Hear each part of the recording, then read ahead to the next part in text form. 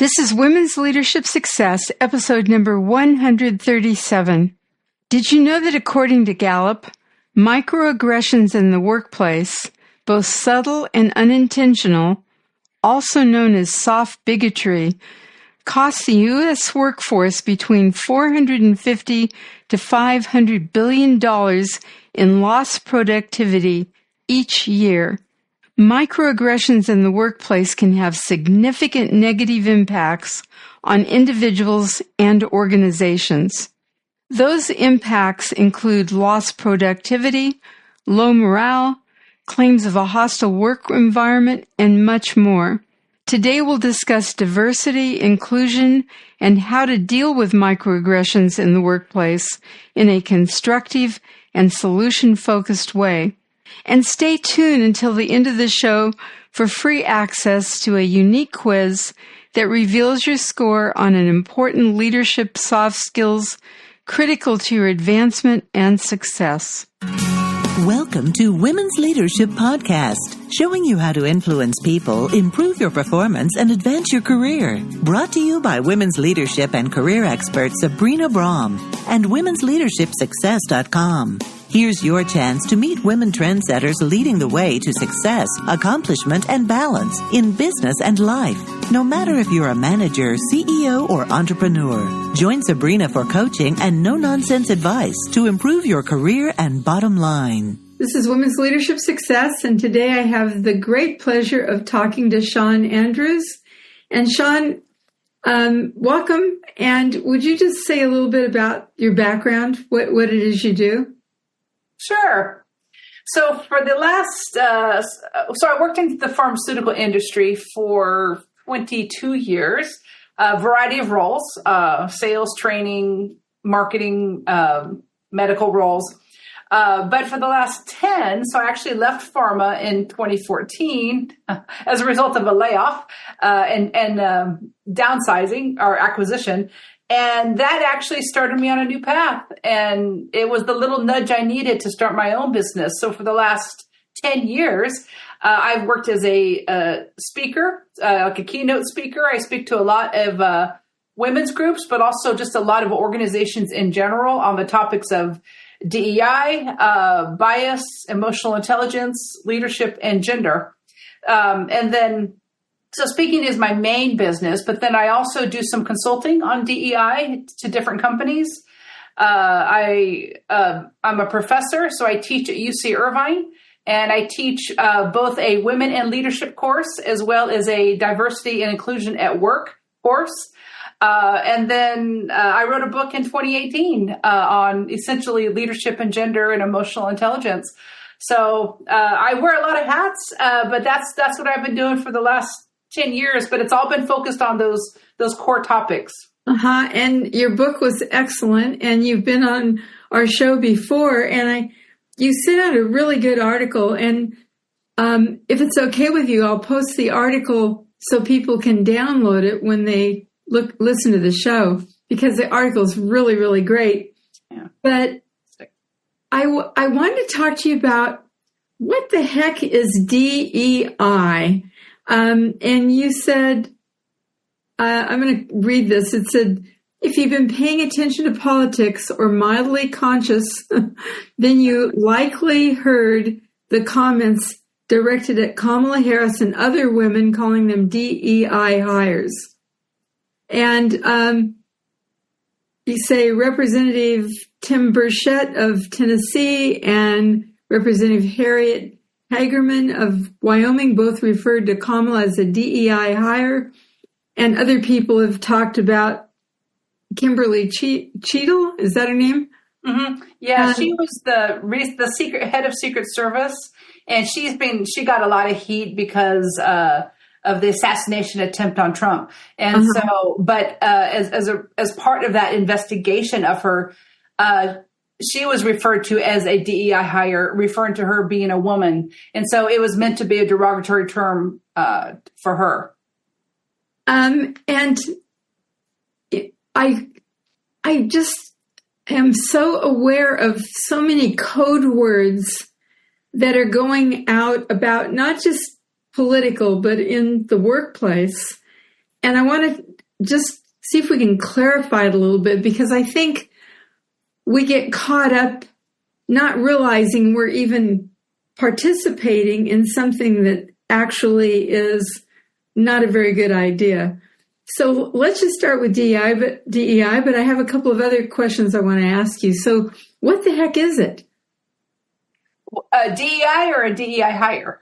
I'm sorry, DEI hire. Oh, yeah. Yeah, so I'm assuming your audience is, no, DEI refers to diversity, equity, and inclusion, and that's, the generally accepted acronym. Sometimes you see diversity, DEI-B, which is belonging, or an A with meaning accessibility, but DEI, for the most part, is the most common term. So I'll be throwing that around a lot today during our discussion. So DEI is a broad umbrella, right, for diversity, equity, and inclusion. Uh-huh. But when someone refers to someone else as a DEI hire, it's meant to be a derogatory comment.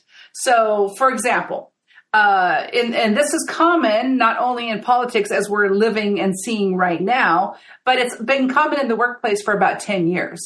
So when someone refers to someone else as a DEI hire, it generally refers to their gender or their race, meaning that, oh, you must be the new DEI hire. So what that means is that you're inferring that person was only hired because of perhaps a DEI goal or a quota or some type of DEI process that's being emphasized. And so they were only hired because of their qualities to check the DEI box. And it's derogatory because it completely minimizes and undervalues what that individual brings to the table. So a person could have decades of experience and leadership and skills and knowledge in an industry. But by saying, oh, are you the latest DEI hire, then you're discrediting all of that. And you're only focusing on basic characteristics of, race or gender in that person. And so it's a very derogatory and insulting term. And it's never used to be a compliment when it's used. And so I did write in the article, make no mistake about it. When someone uses the term, calling someone else a DEI hire, it's meant to be a put down. And it's meant to imply that they could have not gotten the job based on any other qualification or merits, just based on their qualities as perhaps a diverse individual. Well, is there some truth to that? In other words, if the person was hired for DEI reasons, is there some truth to maybe they're not qualified? What's your experience with that? Maybe 10, 15 years ago, that may have been the case where if a company was really, let's say they really had a problem with DEI in their company. Let's say they weren't very diverse at all. And maybe they have a predominantly, white male workforce, like a lot of tech companies, for example. Mm-hmm. So I would say it was more of an issue decades ago because they realized they had a problem. They maybe started looking for more diverse candidates in their hiring, and they'll hire the diverse person. And the first criteria is that they didn't match their dominant workforce. They were different than their dominant workforce. Here's an example for you. Majority of our tech companies still today are largely Caucasian and Asian males. So you go Google, Facebook, Apple. There's dozens of them actually, but our major ones are still that's still the dominant workforce is Asian, Caucasian male. So if you're a Black female engineer applying for a job at Google, you're not going to match the dominant workforce. And so often comments that she may receive is, oh, well, you must be the DEI hire. You only got this job because you're a Black female engineer. Same goes with any other example, a Latina or an Asian woman trying to get promoted to a leadership role. Mm-hmm. We generally don't see, a large percentage of Latinas and Asians in leadership. So it's meant to discredit individuals. It's meant to be a slur. It's meant to be derogatory. So to answer your question, so in the past, I think if a company was looking only at that criteria, we just want someone diverse to check a box. It is possible that sometimes people are hired when perhaps they didn't have all the qualifications. But in the vast majority of cases, that is not the case today. And the reason I say that is because there are so many qualified people in the job market and in the workplace. Mm-hmm. And for the last 10 years or so, the job market's gotten completely saturated with high quality, highly educated, highly skilled workers of all types. So these days, it would be very rare for a company to hire someone who is diverse, who maybe doesn't match their dominant workforce, that does not have the minimum skills to meet that job requirement. That would be very rare nowadays. Okay, so what's a comeback? If I'm talking to somebody and they say, hey, Janice is a DEI hire, how do I help correct that? And I'm asking you this because before we got on the call, I started just researching a lot of microaggressions, different things, code words that people use. And what I realize is I don't normally stand up and say something back. Even having this podcast right now, it's not a normal podcast I would have. And I want to stand up more and be braver and say something. Mm-hmm. So what would I say if somebody says that to me? What's a question I can ask? I don't want to be aggressive, but I want them to think about what they're saying. So mm-hmm. what's something I could say to somebody? Yeah, one of the best, and I've actually been asked this recently by others too, is how do you diplomatically call it out, right? What do you say? And one of the best things is simply to clarify, well, so let's say the person who said it is, I don't know, Henry. Henry, what do you mean by that comment? So ask for clarification. And by doing that, you're not being offensive, but right. Two, showing curiosity about truly learning about where they're coming from with this. Right. And so allow them time to clarify that. So if they say, if it's in the case of a DEI hire, right, which is generally a derogatory term, and you say, well, what do you mean by that? They're not going to have a lot of backup to give you. They're not going to have a lot of explanation to give you for that. And there's one thing that works really well when it comes to microaggressions, and it's focusing on the impact versus the intention. So by asking someone to clarify what they mean by that comment, you're not only asking them to justify where they're coming from and why they're saying it, but you're putting the focus on that person, the target person. So when it comes to microaggressions, the impact it has on that person, or the perception of that person even, is more important than the intention. So if Henry says, oh, well, I didn't mean anything by it. But most people are not going to recognize or even own up to their own biases. So they're going to say, oh, I didn't mean anything by it, or I was only joking, or something like that. But by pointing out the impact it had on the person, that helps them to see the harm that it has. So it not only it affects the candidate, their own perceptions of themselves, their own confidence, their own self-esteem, but also how others perceive that candidate. So it actually has a ripple effect when people say comments like that. Are you the DEI hire? So whatever Henry intended. So most people are going to say, well, I didn't mean that. I didn't mean it to be a slur. I didn't mean it to be anything bad. that's not what's important.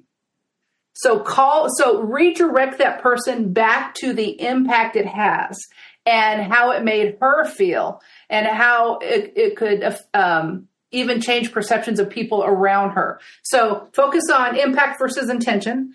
And then 2, ask them to clarify what they mean by it, because then you're inviting conversation and you're able to dialogue about it. And that's where you get to give me an example, Sean, of how would I say something about the impact? What would be something that I would say about that? Well, you could say, do you realize how a comment like that could make her feel? So okay. Let's say her name is Jane. Okay. So, Henry, are you aware of how that could make her feel? Or it actually could impact her getting the job. So let's say go back to the engineer example. Let's say she's applying for that job and you make the comment, oh, well, you must be the DEI hire. That could actually, if other people hear that, so Henry or Henry's other interviewers or Henry's team, that could affect her getting the job. So it impacts the target person in multiple ways. So I think just simply pointing out the impact it has on that person, it's like, have you thought about, or were you aware of the impact it has on Jane? Perhaps she may not get the job. It could affect her confidence in applying for another role. It could affect how others perceive her. Yeah. Recently I had somebody say to me that a woman had sexual encounters that helped her get to the top. Now, I don't ever remember hearing that said about a man. Mm-hmm. Mm-hmm. I'm sure men are, since it would take 2 to tango, there's as many men that have done that as women. But so that same thing, you would do that same thing. Like, what do you mean by that? And are you thinking that you're discounting all the things, all the degrees, all the courses she's taken, all the patents she has, whatever the thing is? Yeah, it's very much in the same vein. It's actually a great example you bring up, Sabrina. It's in the same vein as the DEI hire. It's meant to say that this person could not have gotten this job by any other way except by seeping her way to the top. It's derogatory, it's a slur, it's insulting. And DEI hire is just the same. Are there other code words or microaggressions that you can think of that we might just put up with and are not aware that it's insulting and is affecting people? Oh, yeah. I have several of them, actually. I asked the right person. You did. Let me pull up. I'll do this while we're talking, but okay. I have a slide, actually, that I created. It's several different types of microaggressions and examples of what those are. So let me just pull that up, and I'll give you a few that are very common, and they've been around for decades, and we often hear them, and we don't think about, going back to the impact versus intention, we don't think about the impact it has on the target person. So microaggressions have actually been around. They've been around for decades. I actually had someone ask me recently, within the last year, where I was talking about microaggressions, and I was given these examples that I'm going to share with you in a moment. And she asked me, she said, wow, we can't say anything nowadays. And I really had to think about how I would respond to her.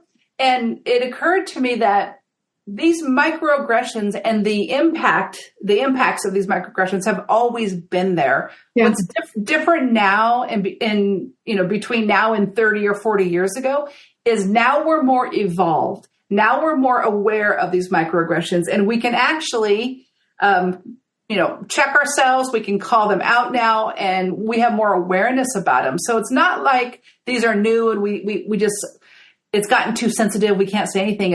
It's we've become more aware, and now we know better. And so, and we should be eliminating these phrases and choosing other words instead. So there are microaggressions regarding race, there are gender microaggressions. Here we are. And there are even nonverbal microaggressions. So I'll give you an example for Black people, Black employees. Okay. When I see you, I don't see color. Okay. So that seems like a pretty innocent, right? Very innocuous comment.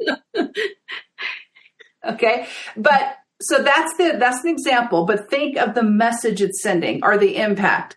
The message it sends when you hear that is the person doesn't acknowledge your Blackness or won't hold it against you.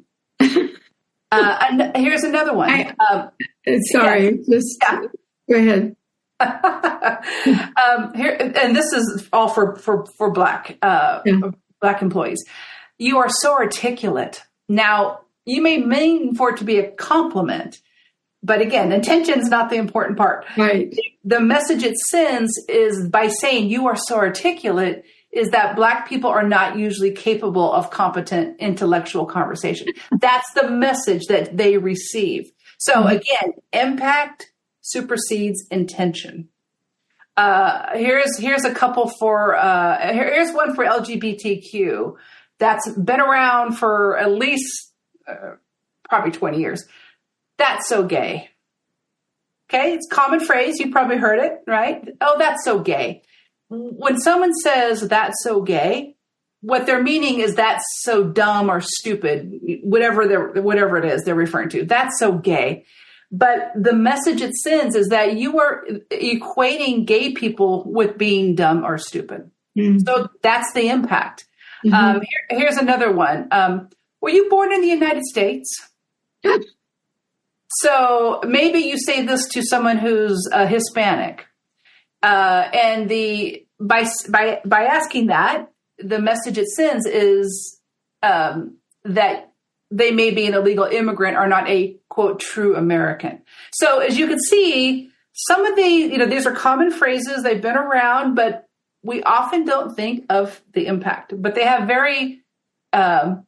they could have very negative downstream impacts. Regarding gender, okay, we've talked about DEI hire.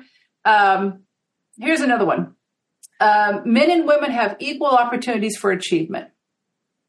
So by saying that, the message that it sends for someone maybe trying to advance is the playing field is even. So if women can't make it, the problem is with them. Mm-hmm. So you could see the message, right? So the intention, maybe the intention by saying we all have equal opportunities wasn't meant to be derogatory, but that's how it's received. Mm-hmm. I'll just give you a couple more. One regarding what I call the myth of meritocracy. So believing that the most qualified person always gets the job, right? So maybe the microaggression is everyone can succeed in society if they work hard enough. Well, the message that it sends to people of color is that disparate outcomes in people of color result from laziness. So by saying everyone can succeed if they work hard enough, you're inferring that they're not hard workers, that they haven't put in their time. And then finally, there are also nonverbal microaggressions. So maybe someone is not invited to the team meeting or on the project team. Maybe they're left off an email list. Maybe when you're talking to them, you're not giving them eye contact, you're looking away, maybe you're crossing your arms, or even checking your watch, which is a completely blatant negative, signal. But the message these all send is you're not part of the in-group. Mm-hmm. Or I don't care about what you have to say, or your ideas are not valuable, or you're not needed or important. So there's very serious messages that these comments and these microaggressions, convey to people. So this is why we need to really think about, have you used some of these microaggressions? Think about the impact it has on others. And remember that these have always been there, but now we know better. And now we could choose not to use them or choose other words when we're speaking with others. So what are the consequences of this kind of behavior in terms of what are the financial consequences? What are the consequences to our culture when this type of thing continues? Well, I think the obvious consequence is it's discouraging to people who are trying to make inroads into, their desired industries or jobs or politics even. It undermines people who's worked hard their entire lives to get experience and education. It undermines their opportunities, their chances. Completely works against DEI principles, which is the whole point of DEI is to create equal opportunities for everybody, because we do not live in a meritocracy. Mm-hmm. Even though skills and talents are evenly distributed, opportunities are not. So we have a lot of talented people out there who don't get the same opportunities as others. And so it works against diversity in our workplaces. It works against equity. It works against inclusion and belonging. So I think in the end, and then talking from a financial perspective, is companies, and we have lots of data that show that companies that are more diverse and inclusive outperform those that are not on a whole host of financial measures, from innovation and ideas to employee engagement, to higher retention rates, to more return on investment, return on equity. So there's a number of measures that for companies that are more diverse and inclusive, and even companies that have more women on their boards, there's even data to show that those companies are more successful than less diverse companies. So there's serious issues, serious financial implications to these types of comments, because it works against DEI. Yeah, and I started looking up things right before our call, and Citibank did a study in 2020 where they said they figure it costs over $1 trillion a year in lost benefits, lost opportunities, and all the things that it does. So it really does have a huge financial cost. It has a huge cost just in terms of how we treat each other and are really building a better world. I mean, this is not a United States problem. This is a world problem. Brazil, France, all the different countries that this is happening in, it's just a really big problem. And we all have to begin to change this. Mm-hmm. The Chinese say, how do you build a mountain?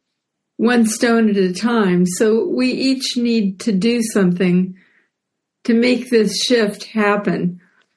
And I would like to invite everybody listening to our conversation to just be on the alert for one time that they can smile and ask somebody what they mean, or they can support someone of color or of another religion or a different sexual orientation, that we could support and encourage those people so that we can begin to make this a better world.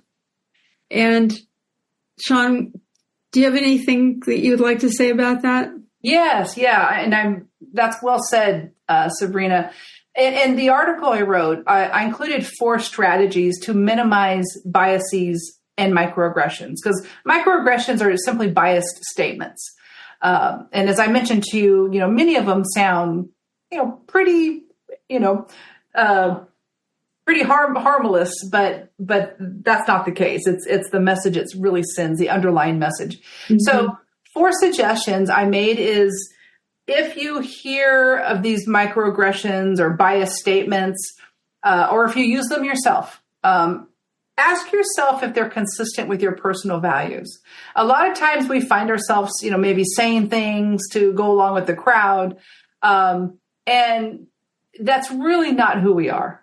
Perhaps we weren't thinking, or we just said something off the cuff, or we were pressured, we felt in a pressured situation, and we may say something that's really not who we are. So by questioning, the things you say, it allows you to interrupt that unconscious bias and allow it to become conscious.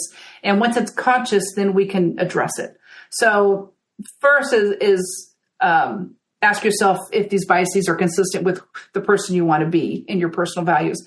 The second suggestion is to actively call out bias when you see it. So don't just sit back and, hear these types of don't hear these microaggressions and just don't say anything. Speak up, because if you're thinking it and hearing it, chances are other people are thinking the same thing you are. So call it out, ask for clarification, ask them what they mean by that, and focus on the impact versus intention. The third suggestion is practicing empathy, active listening, and humility. Why that's so important is because if we are truly trying to understand another's perspective, if we're truly listening and even being humble, it's really hard to lob microaggressions at someone else. Mm-hmm. We're truly trying to understand their perspective. Mm-hmm. So empathy, active listening, humility helps. The fourth thing that's really important is something I call the familiarity, trust, opportunity relationship. Now, people, when we get to know someone, we become familiar with them, right? When we become familiar with them, we begin to trust them. When we trust people, that's when we want to help them and give them opportunities. So maybe, I have a coworker that I've gotten to know, I like them, and I know someone in another department that actually could help, give them a job that they're interested in, or I could introduce them to someone. So I can make a recommendation or make a referral, or introduce them to someone. So there's a number of things we can do, but it's all based on that familiarity, trust, opportunity relationship. So it's really important, get to know people who are different than you, that do not look like you, because we have different lived experiences. And if you're surrounding yourself only by people who look like you, it's not going to occur to anybody to think differently, because you're all like-minded. Likely you're all like-minded. So by seeking out people who are different, you learn about different life experiences, different perspectives.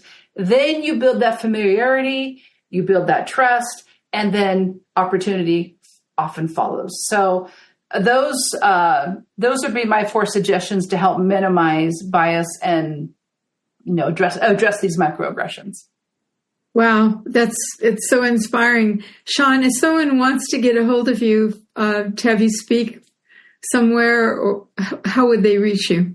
Yeah. There's a couple ways. One is my website. It's drseanandrews.com. Dr, no period, just Dr. Dr. Sean, SHAWN, Andrews.com. Okay. They can reach me there. They can also, there's tons of, you can look at videos and my speaking topics and things like that. But the other way is I'll give you my email address, which you could share. And it's Sean at drseanandrews.com. And then I'm happy to, talk to you about, needs that you may have, which your company might be interested in, or, speaking interests that you would have. And we could talk about that. So yeah, my website, my emails, the best way. I also have a TED Talk out there that actually go along with this topic we're talking about, Sabrina. Great. What is the topic of that? What's the title of that one? Yes. So I did it last year. It was TEDx UC Irvine. Uh-huh. And the topic is debunking bias, perceptions of male and female leaders. So, wow. Boy, did I ever call the right person. You're famous. That's great. Yeah. So actually, if they just you can go to YouTube. TEDx has a YouTube channel. Uh-huh. Just put in my name, or just put in my name is probably the easiest, and the TED will pop up. Beautiful. Thank you so much for being with us today. I so appreciate it. You're welcome. And, thank you you ask great questions. And I think you're spot on with, these are called microaggressions. but they really have a macro impact on individuals, the company, and even the world. And you're right, this is not a U.S.-centric problem. This is a global problem. So that just gave me goosebumps. Microaggressions cause macro problems. Whoa. Have macro impact. Macro impact. That is so true. Okay, well, bye for now, and thank you so much, Sean. Okay, thanks, Sabrina. Thank you for tuning in. Before you go, I have a powerful gift for you just for being a listener. It's my new Leadership and Career Advancement Scorecard, a quick, confidential, 3-minute self-assessment. Discover your leadership strengths and weaknesses instantly and get tailored suggestions on the 5 essential leadership areas of top leaders. This quiz will give you a clear idea of your leadership potential and areas for growth. Are you ready to find out how you rank compared to top leaders? Take my quick and easy quiz today. To get started, go to www.womensleadershipsuccess.com/women-leadership-scorecard or click the link in the show notes. Thank you for joining your host, Sabrina Brahm, on another Women's Leadership Podcast. If you have questions or comments, you can email her at sabrina@sabrinabrahm.com. Since 1989, Sabrina and her team have helped hundreds of women managers, business leaders, and entrepreneurs with valuable trainings, articles, books, and executive coaching. For additional tips, interviews, and free access to Great Leaders Today mini-course, visit www.womensleadershipsuccess.com.